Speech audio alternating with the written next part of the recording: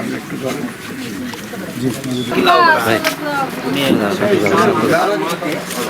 ভবিষ্যতে আমরা আছি, যে আজকে দিয়ে দিলাম শেষ তা না, আমরা সব সময়তেই থাকবো ইনশাআল্লাহ।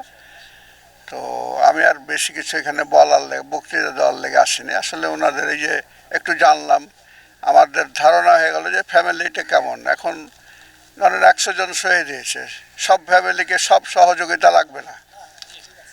তো যাকে আমরা জানতে পারবো, যে বুঝলাম জানলাম, তাদের সাথে সেইভাবে আমরা সহজ থাকবো।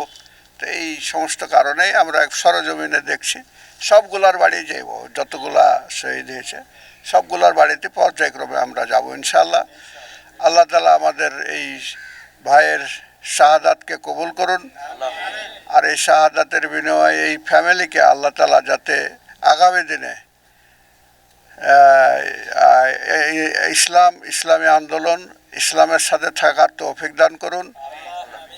আর আমরা যাতে এই ফ্যামিলির সাথে আল্লাহর এই আগামী দিনে শহীদ ফ্যামিলির সাথে আমরা থাকতে পারি, আল্লাহ তাআলা আমাদেরকে এই যোগ্যতা এবং এই মন মানসিকতা দান করুন।